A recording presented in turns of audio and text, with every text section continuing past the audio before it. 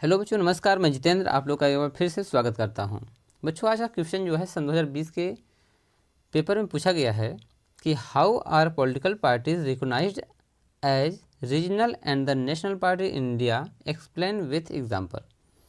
तो भारत राजनीतिक दलों को किस प्रकार क्षेत्रीय और राष्ट्रीय दल के रूप में मान्यता मिलता है, उदाहरण से समझाना है।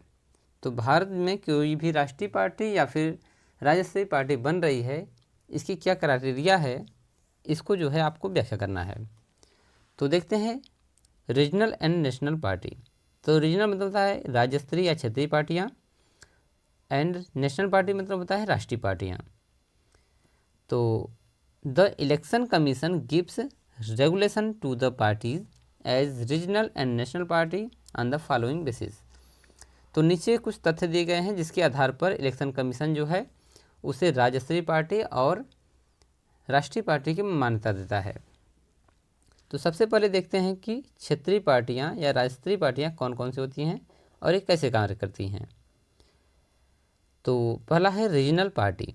अ party to secure at least 6% of the total votes in an election to the legislative assembly of a state and win at least 2 seats.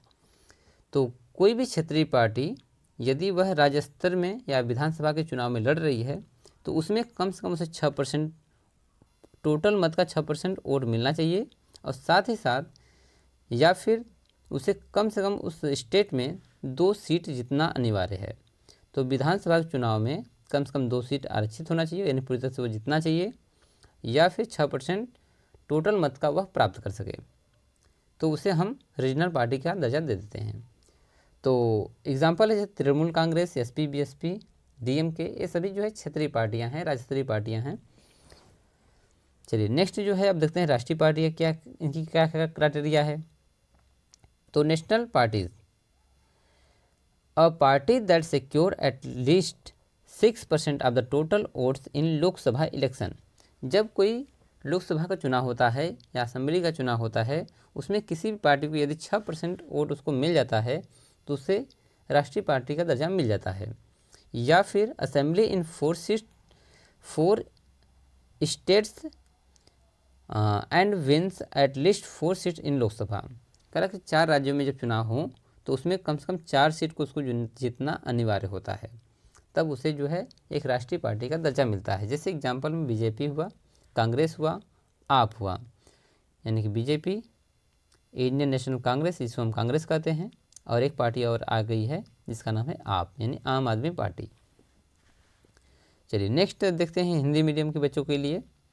तो हिंदी मीडियम के बच्चों को पूछा जाता है कि भारत राजनीतिक दलों को किस प्रकार क्षेत्रीय एवं राष्ट्रीय दल के रूप में मान्यता मिलती है, उदाहरण से व्याख्या करना है। तो चुनाव आयोग निम्न आधार पर क्षेत्रीय और राष्ट्रीय दल को मान्यता देता है। पहला पॉइंट है कि क्षेत्रीय दल, जब कोई दल राज्यसभा के चुनाव में कुल मतों का 6% वोट और कम से कम 2 सीट जीत जाती है तो उसे उस राज्य के राजनीतिक दल के रूप में मान्यता मिल जाता है। जैसे उदाहरण में Trinamool Congress, DMK, Shivsena, SP, BSP, ये सभी जो हैं क्षेत्रीय पार्टियां आती हैं। राष्ट्रीय दल, जब कोई दल लोकसभा चुनाव में कुल मतों का 6% वोट प्राप्त कर ले अथवा 4 राज्यों की विधानसभा चुनाव में पड़े कुल मत का 6% प्राप्त हो जाए और लोकसभा की कम से कम 4 सीट जीत जाती है तो उसे राष्ट्रीय दल के रूप में मान्यता मिल जाती है। जैसे भारतीय जनता पार्टी, भारतीय राष्ट्रीय कांग्रेस, आम आदमी पार्टी, ये 3 जो एग्जाम्पल राष्ट्रीय पार्टी के हैं। तो बच्चों, मैं आशा करता हूँ कि आपको समझ में आया होगा। धन्यवाद।